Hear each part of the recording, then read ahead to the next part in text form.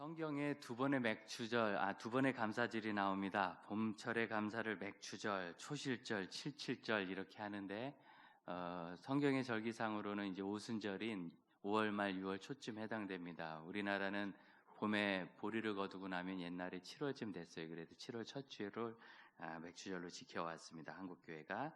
그리고 가을의 추수절로는 장막절, 초막절 이렇게 돼 있는데 출애굽의 은혜와 가나안 땅에 들어가게 하시는 은혜, 그리고 그것에서 거두는 곡식, 이것을 감사하는 한 해의 감사로, 반년의 감사와 한 해의 감사로 이렇게 지냈습니다. 그러면서 전 시골에서 생각했어요. 중3 때 예수님 처음 믿고 고1 때 맥추절을 처음 배웠는데 저는 보리를 거뒀거든요. 시골에서 보리 농사 져서 보면 여기 흉터도 하나 있어요.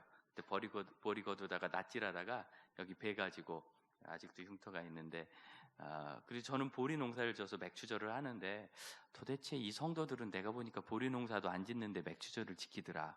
무언 맥추절일까? 그런 생각을 저 혼자 좀 해봤습니다. 반년의 감사라는 거, 우리가 지금 보리 농사하지 않는데도 하나님께서 주신 감사, 하나님의 은혜에 대한 감사함을 늘 새기지 않으면 우리 스스로 어려움이 생기고, 그리고 상당히 우울해지죠. 여러분, 욥의 증세를 쭉 읽어보면 깊은 우울증이 욥에게 와요. 그래서 살고 싶지 않은 그런 현상이 욥기에 보입니다. 그럼에도 불구하고 욥은 하나님과의 관계를 굉장히 건강하게 가져갔거든요. 입술로 범죄치 아니하였다. 참 귀한 말입니다. 그래서 욥의 성품, 욥이 하나님과 어떻게 관계를 가졌는가를 통하여 우리가 감사절의 원리를 좀 배울 수 있기를 원합니다. 2장 9절을 보면 욥의 아내가 욥에게 뭐라고 하느냐면, 당신이 그래도 자기의 온전함을 굳게 지키느냐, 하나님을 욕하고 죽으라, 이렇게 돼 있어요. 좀 험한 말을 여기다 했죠. 욕하고 죽으라. 욕한다는 말이 이제 이 성경 원문에는 욕이 조금 독특한 단어입니다. 이게 원래는 축복한다는 단어거든요. 제가 한번 흉내를 내볼 테니까 괜히 상처받지 마시고 저를 한번 보세요. 여러분, 하나님이 여러분을 복 주시고 모든 일이 다 잘 되시기를 바랍니다. 이렇게 하니까 복을 비는 것 같습니까?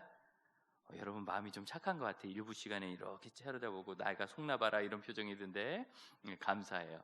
다시 한번 해볼게요. 여러분 참 다 잘 되시기를 바랍니다. 진심이 좀 느껴지세요?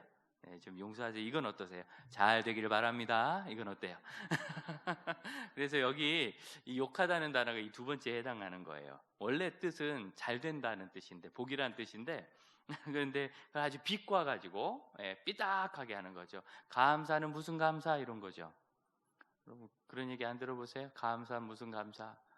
그래서 감사하는 것, 범사에 감사하라. 우리가 한 주간 묵상하자 그랬는데 모든 일에 감사하는 거거든요. 코로나19에 우리가 어떻게 감사하겠어요? 코로나19 속에서도 감사할 제목이 있습니다. 찾아봅시다 하는 것을 얘기를 하면 그리스도인들은 그래도 성경이 진리인 줄 아니까 그렇지, 뭐 좀 찾아보자, 뭐 이렇게 하겠지만, 불신자들 같으면 당신 가족 중에 코로나 환자가 없으니까 그렇지. 예를 들어서 그래도 우리나라도 300여 명이나 목숨을 잃었는데 가까이 가족을 잃은 사람 같으면 어떡하겠어요? 그래도 코로나19를 감사합시다라는 말이 합리적으로 들리겠습니까? 여러분 이해가 되십니까? 그동안 우리가 많은 고민을 해왔잖아요. 이 일을 도대체 어떻게 감사하지? 딱 봐도 감사할 일이 아닌데 거기다 맞춰서 감사를 집어넣으려고 막 애쓰니까, 그러다 보면은요, 그냥 코로나19로 뭐 이것도, 지금 한국교회가 예배도 못 드리는데 이걸 어떻게 감사하는가? 그랬더니 예배의 소중함을 알았다는 것에 대해서 감사합시다. 뭔가 시원하지가 않아요. 약간 욕하는 것 같아요. 그것도 감사한 거예요, 이렇게. 뭐 진심으로 감사할 수는 있겠지만 보편적인 사람 이성 속에서 그렇진 않거든요. 그러니까 어쩌면 이 여인이 보기에 욥이 너무나 이 완전함을 지키는 것이요, 위선적으로 보였을지도 모르겠어요. 이런 단어를 쓰죠. 그럼에도 불구하고 이 아내가 보기에는, 어쨌든 보기에는 남편이 온전한 거예요. 온전함. 이 온전이란 단어가 옛날 성경에는 순전으로 번역되어 있었어요. 저는 옛날 성경이 더 좋다고 생각합니다. 이 온전하다는, 이 순전하다는 이 단어가 특별하거든요. 원래 탐함이라는 단어가 있는데, 탐이라고 해가지고 완전한 것을 탐이라고 그래요. 정말 완전하다. 그런데 여기 있는 것은 툼마라는 단어거든요. 이게 왜 제가 강조를 하느냐면 보통 히브리어는 자음 3개로 단어가 되어 있어요. 자음 하나, 둘, 셋 그럼 이게 한다는 거예요. 기역, 니은, 디귿 그럼 한다는 거예요. 그런데 간혹 디귿이 2개 있다 이럴 수 있죠. 그럼 거기다 점을 하나 딱 찍어서 3개를 맞춰줘요. 그럼 사실은 3개지만 4개와 같은 효과가 있는 겁니다. 3개와 4개가 너무 숫자가 많으세요? 3억 4억도 아닌데 왜 이렇게 곤란한 표정을 지으세요? 네. 그래서 보통 경강점이라는 점을 찍은 단어를 많이 볼 수 있습니다. 그런데 이 툼마라는 단어에는 점을 2개나 찍어놨어요. 그럼 여러분 3단어가 아니라 그 음소가 아니라 5개가 되는 겁니다. 자음 5개. 실질적으로는. 그러니까 제가 언어 전문가가 아니라 그런 히브리어 단어가 많은지 모르겠어요. 정말 진짜 잘하시는 분을 만나면 한번 제가 묻고 싶은데 저는 처음 봅니다. 어쨌든지 성경을 연구하면서 보는 제 입장에서 목회자로서는 처음 보는데 이렇게 해석할 수 있어요. 탐함이라는 완전하는, 우리로 얘기하면 티귿, 미음 이렇게 되어 있는 단어거든요. 근데 이걸 티귿에다 점 찍고 미음에다 점을 좀 찍어서 히읗을 붙여가지고 5개를 만들어요. 2개를 미음을 합치고 그 뒤에 더 붙여서 여성형을 만드는데 이게 아주 특별한 단어예요. 성경에 딱 10번 나옵니다. 그 중에 5번은 여러분도 잘 아는 단어입니다. 툼마가 복수형으로 쓰여서 투밈이라고, 둠밈 아시죠? 우림과 둠밈 들어보셨어요? 그 단어가 여기서 왔어요. 완전하고 더 완전하다 그런다요. 완전한 완전. 그러니까 여러분 이미 완전한데 거기다 자음을 하나 더 집어넣어서 더 붙여가지고 더 복수로, 그것도 복수로 완전하게 만들었어요. 그래서 우림과 둠밈이라는 말에 유일하게 쓰여요. 이 복수형은. 그게 5번 나옵니다. 둠밈이라는 단어에. 그리고 그 다음 5번은, 그 중에 한 번은 시편에 여호와께서 성실한 자를 인도하신다 할 때 성실한, 잠언 말씀에 성실하다는 단어로 나오고, 4번은 여기 욥기에 욥의 성품에 대해서 나와요. 자, 우리가 읽은 성경에는 온전하고 이렇게 나오는데 몇몇 단어가 나의 온전함을 포기하지 않는다라고 4번 번역된 게 있는데, 그 중에 한 번이 이 2장 9절로 아내가 볼 때 자기 남편 욥은 진짜 온전하고 순전하고 또 순전하고 꽉 차게 순전하다 그렇게 보여요. 여러분, 아내가 보면 모든 남편은 헐렁합니다. 털렁털렁거리고 틈이 정도가 아니라 막 줄줄 새요. 구멍 난 것처럼. 그런데 욥의 아내가 욥을 보는데 완전히 꽉 차고 넘치도록 우림과 둠밈의 둠밈처럼 완전한 그런 삶을 지금 사는 거예요. 어떻게 그럴 수 있는가? 이 단어를 영어로 인테그리티라 하는데 제가 참 좋아하는 단어입니다. 제가 그렇지 못해서 잘 때도 깰 때도 묵상하고 앉으나 서나 인테그리티를 항상 생각하는데, 이게 한글로 번역이 좀 어려운 단어라 해요. 그런데 제일 잘 번역한 분이 누구냐면, 제가 보기에는 그 용도를 제일 잘 찾은 분이 경제학자들, 수학자들, 경제학자들 중에서 이렇게 재무 관리하시는 분들이에요. 재무 관리를 하다 보면, 재무 검사를 하면 장부를 봤는데 장부가 정말 하나도 오차가 없이 정확하게 딱 맞아요. 그리고 잔고도 1원 한 장 차이 없이 딱 맞아요. 영수증과 증빙과 확인이 완벽하게 돼요. 그러면 재무 하시는 분들은 거기다가 완전 인테그리티라 붙입니다. 그게 완전이에요. 여기는 이 툼맘미라는 단어예요. 그럼 욥이 그렇게 정말 하나도 차이 없이 완전했나? 아니요. 여호와께서 뭐라고 하느냐면 6절에 사단아, 네가 욥의 건강은 손대도 그의 생명은 손대지 마라. 생명은 하나님이 딱 지키셨죠. 그런데 아내가 뭐라고 그래요? 9절, 죽어라 차라리. 그렇게 사느니. 어떻게 사느니? 욥이 하루아침에 그 부자인데 재산이 다 없어지고 10명이나 되는 자녀가 다 죽었어요. 그리고 났더니 그게 1장이고 2장은 욥의 심각한 질병이 생겼는데, 여러분 우리에게 병이라는 게 되게 속에 있잖아요. 뭐 없으면 좋은데 있으면 속에 생기잖아요. 근데 욥은 겉에 머리끝부터 발끝까지 심각한 종기가 나가지고 종양이 생겨서 눈 뜨고 볼 수가 없는 상황. 죽는 게 낫다. 눈 뜨고 이런 일을 겪느니 죽는 게 낫다. 우리가 자녀가 10명씩이나 있지도 않지만 10명이 있더라도 하나 둘이 세상을 떠나면 삶의 기쁨이 없지 않겠어요? 아이들 간 천국 나도 가고 싶다 그러지 않겠어요? 열이 다 죽었고 재산 다 없어지고 내 몸도 처참하게 됐습니다. 살아서 이런 걸 겪는 게 괴롭죠. 아내가 보기에는 죽는 게 나아요. 이 아내가 아주 독한 무슨 소크라테스 마누라 같은 그런 여자라 이런 얘기를 했는지 모르겠지만 이 아내가 볼 때 차라리 죽는 게 낫지 저러고 사느니. 이 아내도 얼마나 괴롭겠어요. 자기 배 아파 난 아이들 열 아니에요. 다 이런 거예요. 사는 게 사는 것이 아니고. 욥은 그걸 잘 견뎠느냐? 아니요. 3장 1절 보세요. 욥이 제일 먼저 한 일이 뭐예요? 자기의 생애를 저주해요. 내가 왜 태어났을까? 죽는 게 낫지. 3장 20절 가보세요. 어찌하여 고난당하는 자에게 빚을 주셨으며 마음이 아픈 자에게 생명을 주셨는고 이럴 거면 내 생명을 왜 놔두셨는가? 애들 죽을 때 나도 죽지. 그럼 이 괴로움을 내가 겪지 않지 않는가? 아니 하나님은 지금 생명을 지키신다는데 욥은 하나님이 주신 생명을 거절하고 있어요. 죽는 게 낫다. 제가 보기엔 이거는요 인테그리티, 완전한 게 아니라 영수증이 수십 장 부족한 거예요. 잔고가 수천만 원 안 맞는 거고, 잔고가 엉망인 거예요. 여러분 사람에게 제일 중요한 거 근원 생명 아니겠어요? 이 세상 사는 동안은. 그런데 욥이 그걸 지금 부정하잖아요.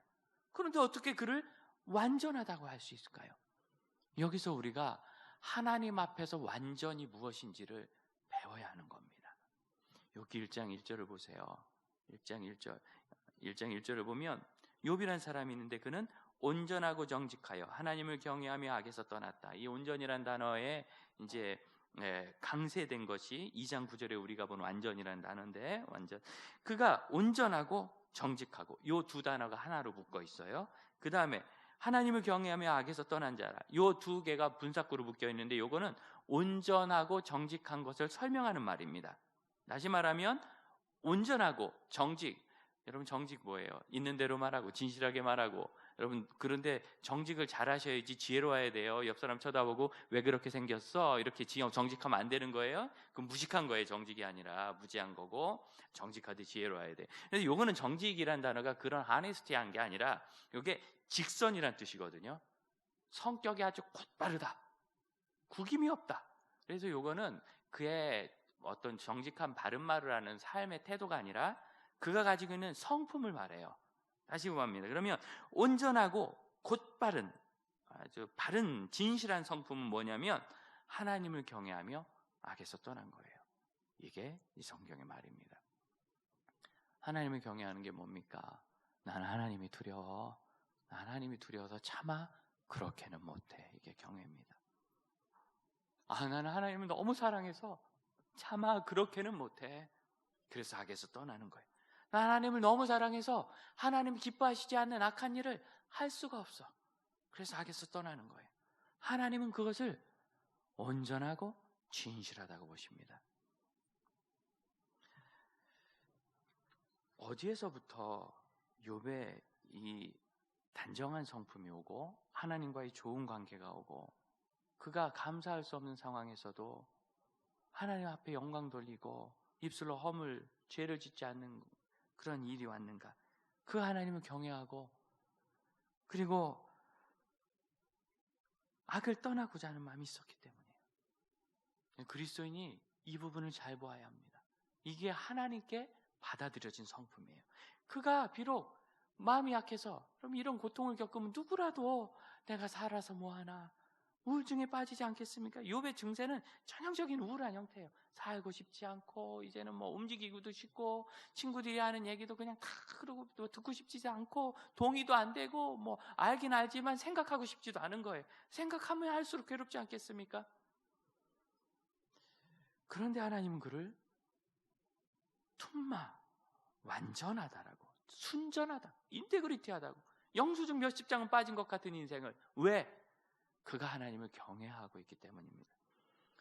그래서 1장 8절을 보면 하나님께서 사단에게 네가 내 종 욥을 보느냐, 그와 같이 온전하고 정직하여 하나님을 경외하며 악에서 떠난 자 없느냐. 똑같이 반복되죠. 2장 3절에서 또 나와요.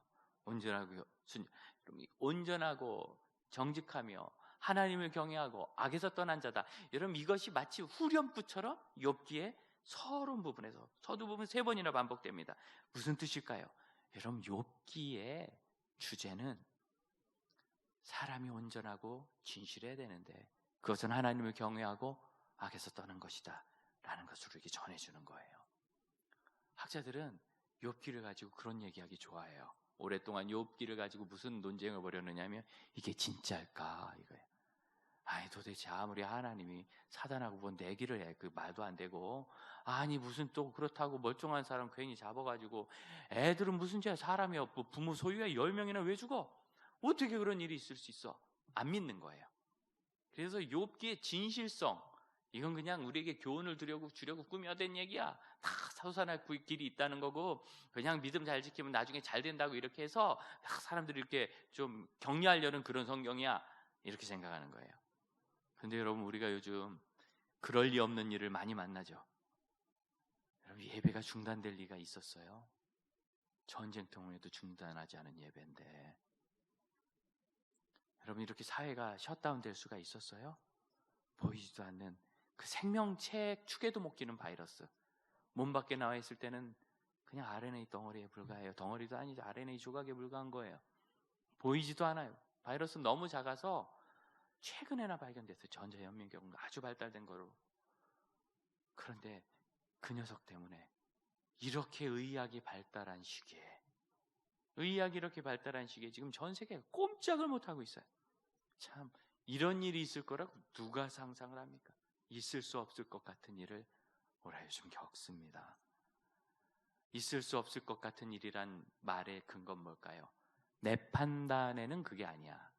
내 지식에는 그게 아니야. 내가 알기로는 그게 아니야. 내가 상상력을 동원해도 그건 아니야 라고 하는 것. 그렇게 했더니 욥기는 진실이 아니고 꾸며낸 이야기 같은 거예요. 왜? 자기 생각엔 이해가 안 되니까.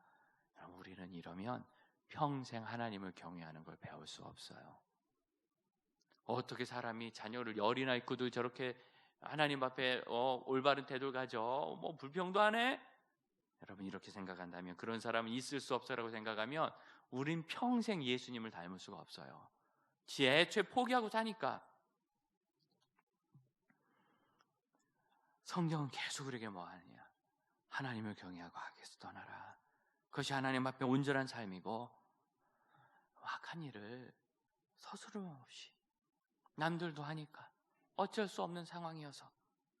그래서 뭐라고 합니까? 사단이 뭐라고 그래요? 9절, 욥이 어찌 까닭 없이 하나님을 경외합니까? 다 이유가 있죠. 하나님 까닭 없이 그럴 리가 있어요. 이 까닭 없이라는 단어가 참 재밌는데, 이게 원래 가격이란 뜻입니다. 대가. 버스 탈 때 버스 돈 이렇게 카드에서 나가죠? 이게 버스 타는 대가예요. 대가. 우리가 음식점 가면 음식 먹을 때 비용을 내죠? 그게 대가인 거예요. 대가. 근데 이게 그런 단어입니다. 이남이라는 단어는 구약 성경에 아주 많이 나오는데 3분의 2 이상이 어떤 금전적 가치에 해당되는 대가에 대한 말이에요. 그 대가가 있어야지 대가 없이 되느냐? 그런 말에서 까닭 없이라는 의미가 유치되는데, 대표적인 게 이겁니다. 다윗이 큰 범죄를 지어서 이스라엘 민족들이 많이 죽었는데, 다윗이 거기서 어느 한 사람의 타작마당에서 여호와의 죽음의 천사를 보고 여호와 앞에 간구해서 하나님께서 천사를 돌이키사 살게 돼요. 그래서 여호와 하나님 앞에 그가 거기서 제사를 드려요. 예배를 드리는데 제단을 쌓을 땅을 주인에게 팔라고 합니다. 그래서 주인이, 왕이시여, 내가 왕 존중하고 사랑하고 제가 너무 존경하고 하나님 저도 사랑하는데 어떻게 하나님 앞에 예배드릴 곳을 제가 돈 받고 팝니까? 저 그냥 쓰십시오. 그냥 드리겠습니다. 그랬더니 다윗이 뜻밖의 얘기를 합니다. 참 희한한 얘기인데, 내가 값을 주고 내게서 살이라. 값 없이는 내 하나님 여호와께 번제를 드리지 아니하리라. 값 없이는 여호와께 번제를 드리지 아니라. 여러분, 우리가 천국은 값 없이 가는 줄로 압니다. 우리가 죄를 지었을 때 예수께서 조건 없이 우리를 위해서 죽으심으로 우리 죄의 대가를 대신 지불하셔서 우리가 죄의 벌을 받지 않고 천국을 가는 줄 알아요. 근데 여러분, 예배도 대가 없이 드리는 줄 아는 사람이 있는데, 다윗은 뭐라고 하느냐면, 내가 대가 없이는 예배를 드리지 아니하리라. 하나님은 예배하는 거 좋아하시니까 그냥 내가 드리면 다 좋아할 거야? 아니라는 거예요. 이 코로나19 시대는 예배의 대가를 우리에게 철저히 가르쳐 주죠. 여러분, 내일 직장 가시면 주위 사람들이 수군될 줄 몰라요. 저 사람 어제 교회 갔다 왔대. 아, 왜 또 그래? 우리 위험하게. 혹시 얼마 쓰면 어떡해? 며칠간은 모르잖아. 요즘 무증상 감염도 많은데 5분의 1은 무증상이라는데 5분의 4는 무증상이라는데 숨걸지 몰라요. 그럼 직장에서 가족들이나 이웃들 중에 너 콜수분자구나, 너 미쳤구나, 이 시기에 왜 그렇게 너밖에 모르냐? 비난 들을 수도 있어요. 대가 없는 예배는 없는 겁니다. 우리가 그동안 하나님 앞에 예배하면서 참 많은 대가를 지불해 왔어요. 자기 재정적으로 우리가 헌금 열심히 하고 봉사하고, 그리고 주일날 친구 만날 거, 가족 만날 거 최대한 절제하고 안 하고, 일도 쉬면서 섬기고 그렇게 예배를 하려고 했었습니다. 그만하면 됐지 생각했어요. 근데 이제는 존재적인 대가를 지불하죠. 우리나라에서 드디어 감염병 2단계 명령이 발의돼서 50인 이상 모이지 못하는 도시가 생겼습니다. 그렇게까지 해야 되나 참 궁금하긴 한데 어쨌든 그랬대요. 그 지역에 계신 목사님께 연락을 했더니 그 교회는 그렇게 크지 않아서 한 3번에 나눠서 예배하면 50인 미만으로 해가지고 주일 예배를 드릴 수 있겠다 싶었지만 그냥 중단했대요. 일전에 중단했었으니까 한 번 더 중단하자, 예배를 중단했대요. 너무 가슴 아파하시더라고요. 우리도 만일 서울에 심각한 상황이 되면 저도 예배 모이는 게 어렵습니다. 50명 넘잖아요. 참 예배 대가가 있구나, 우리가 이걸 배워요. 대가 없이. 그런데 여러분, 이 욥기 1장 9절의 까닭 없이란 말이 바로 그 대가에 대한 얘기입니다. 대가 없이 그런 일이 되겠는가? 대가를 지불했던, 무슨 대가? 하나님이 욥을 보호해 주시고 욥에게 좋은 자녀 주시고 좋은 가정 주시고 존경받게 해주시고 잘 되니까 욥이 하나님을 경외하는 거 아닙니까? 그런 대가가 있으니까. 그래서 하나님께서 그럼 네가 한번 네 생각하는 거 치워봐라. 그래도 욥이 여전히 주를 경외해요. 그랬더니 2장 3절 하나님 또 말씀하세요. 내 종 욥을 주야에 보았느냐? 그와 같이 온전하고 정직하여 하나님을 경외하며 악에 떠난 자에게 후렴처럼 나오죠. 그 다음에 내가 나를 충동하여 까닭 없이 그를 치게 했어요. 이제 까닭 없이 나왔죠. 사단이 했던 그 얘기예요. 너 대가 때문이라고 그랬지? 대가 아닌 거 봤지? 까닭 없이 네가 나를 충동해가지고 욥을 괴롭혔지만 욥은 그 온전함에서 떠나지 않았다. 그랬더니 4절 사단이 뭐라 합니까? 가죽으로 가죽을 바꾸니. 이제 이 말씀 이해되십니까? 지금 이것이 대가에 대한 얘기를 하기 때문에 사단이 아직 대가가 부족합니다 라고 얘기하는 거예요. 그 몸 건강은 다 주셨잖아요. 대가를 더 치르면 욥이 하나님을 버리고 욕할 겁니다. 그래서 이 4절이 나오는 거예요. 그냥 읽으면 참 뜬금없는 말입니다. 뭘 또 바꾸는 얘기가 알듯 말듯 하지요. 그런데도 욥은 여전히 하나님을 경외하고 악에서 떠났습니다. 참 이런 신앙이 있다는 것, 여러분 이 신앙이 어떻게 가능할까를 생각할 때 다시 우리는 욥기 주제로 돌아가야 돼요. 온전하고 진실하며 하나님을 경외하고 악에서 떠나는 것. 온전하고 진실한 건 모호한 표현이지만 하나님을 경외하고 악에서 떠나는 것은 아주 동적인 표현입니다. 하나님을 두려워할 줄 알고 하나님을 사랑하고, 그래서 악한 일을 내가 기뻐하지 않는 것. 우리는 이런 욥의 태도에서 인테그리티, 순전함을 보는 거예요. 여러분 무엇이, 사랑하는 형제자매 여러분, 무엇이 여러분의 신앙에 영향을 주고 있습니까? 무엇이? 우리가 그 집을 갖지 못해서 왜 하나님은 나에게 이 집을 주시지 않는가? 우리가 그 돈을 벌지 못해서 왜 하나님은 나에게 그 돈을 주시지 않았는가? 그런 가정을 갖지 못해서 왜 나는 그런 가정을 못 만나봤는가? 그런 사람을 못 만났는가? 그런 기회를 얻지 못했는가? 나는 왜 그 일에 실패했는가? 이런 가운데서 내가 어떻게 하나님께 감사할 수 있는가?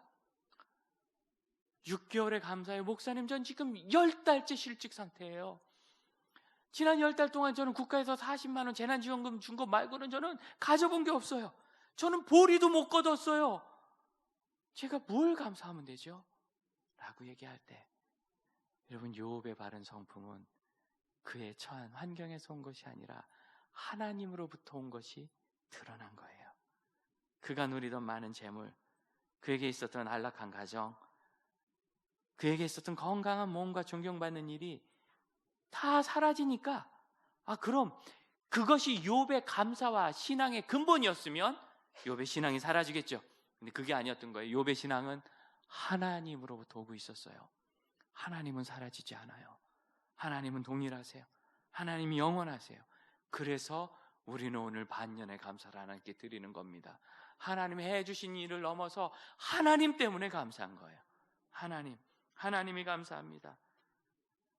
오늘날도 욥기에 있는 이 욕하는 것처럼, 여러분, 이것은 하나님으로부터 온 것이 아닙니다. 이 편을 누가 썼죠? 사단이 먼저 쓴 거예요. 하나님께서 그 울타리를 걷어가시고 그에게 대가를 지불하게 하시면 그가 하나님 욕하지 않겠습니까? 하나님 그 몸은 간다시죠? 그가 건강을 잃어버리면 욕하지 않겠습니까? 그랬더니 옆에 있던 아내가 욕했어요. 이것이 비웃고 빈정거리고 뭘 감사는 뭔 감사야 하는 것, 조건을, 이유를 가져가는 이 세상의 기본 가치입니다. 우리가 이 감사절을 맞으면서 도대체 이 코로나19로 뭘 감사할까? 예배가 소중한 걸 알았습니다. 감사해. 뭐 이런 걸 감사하나? 뭐 내 신앙을 테스트 받아서 감사합니까? 뭘 도대체 감사하다는 거예요? 여러분, 이 이야기를 불신자들에게 하면 범사에 감사라, 그분들이 누가 감동받겠어요? 이건 그리스도인들에 대한 얘기예요. 그리스도인들은 왜 범사에 감사합니까? 그들은 하나님이 있기 때문입니다. 이 순서가 바로 되어야 돼요. 여러분, 이 일은 꼭 물질적인 욕망에 대한 것만은 아닙니다. 오래전에 제가 말씀드린 적이 있는데, 신학교 다닐 때 신약성경 헬라어 원어 강의를 맡으셨던 목사님이 한 200명 되는 교회도 담임하시면서 학교에 강사로 오셔서 강의를 하셨던 분인데, 그 학기 제가 공부도 잘 못했는데 A+를 받았어요. 왜 그랬냐면 교수님이 수업을 잘 못했다고 미안하다고 다 A+를 주셨어요. 왜 수업을 못했는가? 3월 말 되는데 교수님이 너무 우울한 표현으로 들어오시더니, 수업 한 달도 안 했을 텐데, 우리 성도 중에 30대 초반의 자매가 어린아이 둘을 둔 엄마인데, 큰애가 아직 5살인데 암이 와서 배가 복수가 차올라오기 시작했다. 그 배를 가지고 새벽에 와서, 하나님, 저 천국이 여기보다 더 좋은 거 알아요? 하나님, 애를 둘이나 주셨잖아요. 이 아이들 제가 아파 낳았으니까 적어도 20살 될 때까지만이라도, 아니면 사춘기 때까지만이라도 제가 키울 수 있게 해주세요, 하나님. 여러분, 아무리 세상에 악한 사람이고 지각이 없는 사람이라도 그 정도 소망은 합당하다고 보지 않겠어요? 영원히 살겠다는 것도 아니고 손주를 보겠다는 것도 아니고, 최소한 엄마가 줄 수 있는 것은 주고 가고 싶다는데, 그걸 옆에서 보는데 목사님이요, 우리 교수님이 가슴이 미어지더래요. 그 앞에서 내가 할 수 있는 게 없는 게 목사인데도. 그래서 뭘 할까? 밤낮 공부만 하던 학자니까 뭐 잘 모르다가 이제는 가면서 치유가 뭔가, 그래서 치유 세미나 한다, 뭐 사역한다, 이런 데 쫓아다니고, 가봐도 자기는 잘 모르겠어요. 그런데 보니까 거기 다 기도하는데 방언을 해. 그래서 기도 시작했어요. 하나님, 제가 만일 치유 은사를 받는다면 저에게 꼭 주시고, 그럼 제가 그 자매에게 딱 한 번만 기도해 줄 수 있게 해주시고, 제가 치유 은사가 생기면 제가 방언도 할 수 있게 해주세요. 그리고 수업 시간에 와서 나는 헬라어 필요 없고 헬라어는 여러분이나 하시고 나는 방언할 수 있도록 기도해 달라고. 결국 그 자매님 돌아가셨어요. 목사님 강사도 그만두고 교회도 사임하시고 그 학기도 다 못 채우시고, 그 목사님을 보면서 제가 마음이 너무 괴로웠어요. 죄일 같아서 제 앞날을 보는 것 같은 거예요. 우리 성도들도 암에 걸리고, 우리 성도들도 사기를 당하고, 직장을 잃고, 몸이 아프고, 가족을 잃는데, 나는 목사로서 도대체 무엇을 할 수 있을까? 여러분, 꼭 물질적인 욕망이 아니더라도요, 누구나 생각할 수 있는 기본적인 그 삶의 보장이랄 것도 없고요, 그냥 아주 기본적인 누림, 이거를 어떻게 하나님 앞에서 내가 받아들일 수 있는가? 여러분, 이 모든 것은요, 현상을 돌아보지 않는 것에서 나와요. 욥은 첫 번째 고통을 당했을 때 뭐라고 얘기합니까? 머리털을 밀고 극한 고난 속에서, 극한 고민 고통 속에서, 내가 어머니 뱃속에서 알몸으로 태어났고 이 세상 떠날 땐 알몸으로 갈 건데 모든 것을 주신 이가 하나님이시고 가져가신 이도 하나님이시니 하나님이 찬송을 받으실 것입니다. 두 번째 그가 심각한 문제를 겪었을 때 그 아내에게 당신이 말하는 것이 참 어리석은 여자 같소. 하나님께 우리가 복도 받았으니 불행한 일도 받을 수 있지 않소. 왜? 여러분 이 세상이 불행이 꽉 찬 곳이잖아요. 욥이 그것을 받아들이는 마음에는 무엇이 있느냐면 이 문제가 아니라 하나님이 계셨던 거예요. 여호와로 인해서. 그래서 나와 형편을 보면 내가 살 필요가 없지. 죽어야죠. 하나님을 보면 인정이 되는 거예요. 여호와께 감사하는 거예요. 여호와를 인정하는 거. 그래서 성경은 식물을 주신 식물에 대해도 감사하고 가정에 대해서도 감사하고 건강과 복에 대해서도 감사하지만 그 모든 것의 근원을 여호와께 감사하라고 적고 있습니다. 하나님과의 관계가 그 모든 감사의 시작인 거예요. 그러다가 생각했어요. 도대체 왜 하나님은 사단한테 욥 얘기를 해가지고 이 고통을 욥이 겪게 하시나? 그 무언 거예요? 안 하셔야 되는 거 아닌가?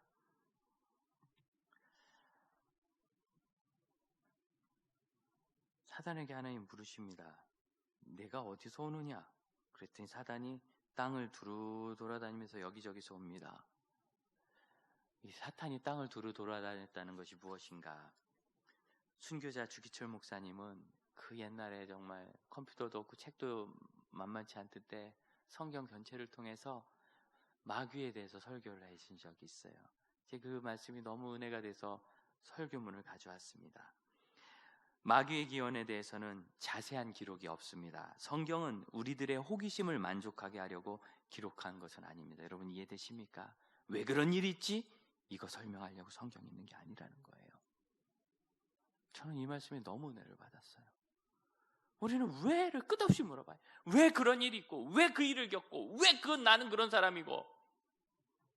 성경은 그걸 다 설명하는 게 아니래요.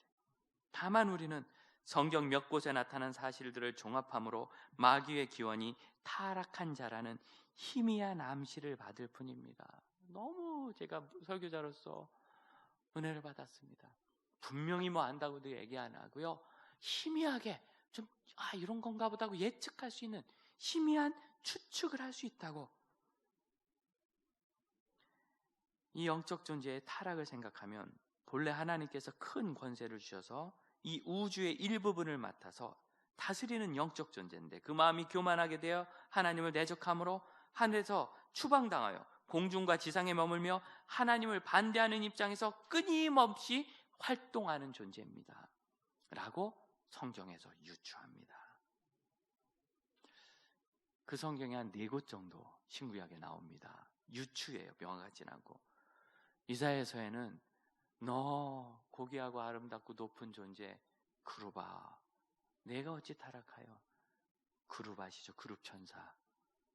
천사들의 서열을 먹이면 제일 위에 있다는, 하나님의 법궤를 덮고 있다는, 성전을 섬기고 보좌를 섬긴다는 그 그룹 천사가 타락한 것이 마귀라고. 그렇게 희미하게 할 수 있도록. 무슨 일을 한다고요?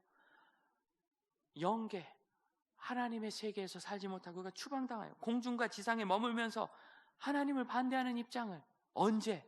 이 욥기에. 욥기는 언제예요? 아브라함 때예요. 아브라함 때 아직 이스라엘 민족과 율법이 시작도 되지 않았을 때, 아브라함으로부터 500년 뒤에 모세 때나 주어진 게 율법이고 이스라엘 민족이잖아요. 전 지구가 다 우상 숭배에 빠지고 죄악에 관영한 그때, 가나안 땅이 심각한 죄에 빠져 있고 그것이 지상의 표준인 그때 마귀가 온 세상을 두루 다니면서 그 짓이 크다 나온 거예요. 하나님을 대적하면서. 그리고서 뭐라고 합니까? 아무 대가 없이, 까닭 없이 욥이 그렇게 한 겁니까? 무슨 소리예요? 내가 괜히 타락했습니까? 하나님이 나에게 잘해주셨으면 내가 안 했죠? 이 소린 거죠. 욥의 입장에 얘기해서. 제일 높은 천사의 지위도 불만이고요. 온 우주의 일부분을 다스리는 것도 불만이고, 맡아서 활동하는 것도, 하나님의 성전을 섬기는 것도 불만이에요. 왜 나는 섬겨야 돼? 내가 보좌를 높여서 하나님과 좀 비등해지면 안 돼? 난 저렇게 되면 안 돼? 왜 난 늘 비서실장이야? 나도 대통령 하고 싶은데. 내가 대통령 했으면 내가 타락 안 했지. 내가 하나님 했으면 타락 안 했지. 아무 까닭 없이 내가 그랬을까? 하는 마귀 사탄 앞에 하나님께서 까닭과 하나님을 경외하는 건 아무 상관없다는 것을 욥을 통해서 보여주고 있어요.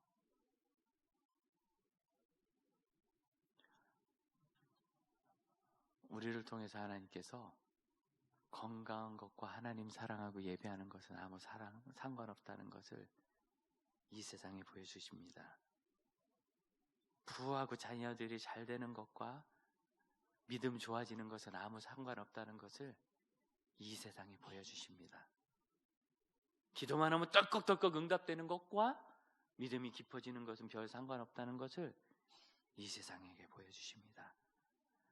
욥을 통해서 사단과 세상에 보여주시듯이 이 시대의 믿음의 사람들을 통하여 하나님은 온 세상에 보여주십니다.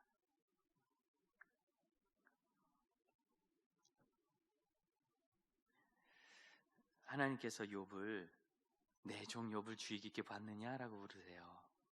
내 종이라고 부르세요. 그럼 종이 뭐가 좋아요? 어떤 분은 종 그럼 깜짝 놀래요.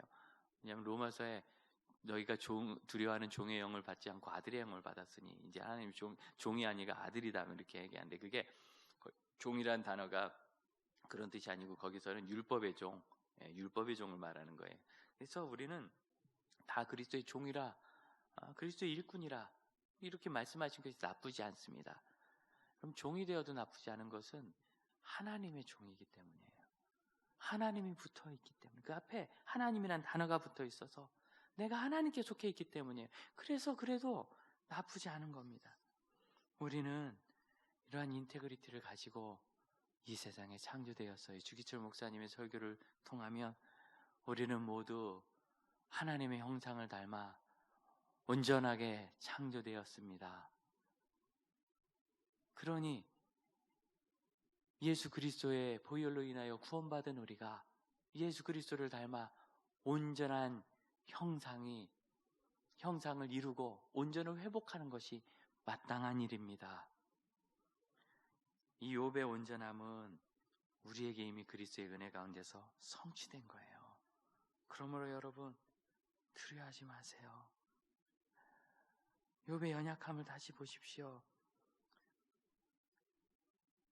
욥이 연약할 그때 5장 8절을 보면요, 욥의 친구 엘리바스가 뭐라고 하느냐면, 나라면 하나님을 찾겠고 내 일을 하나님께 의탁할 것이다.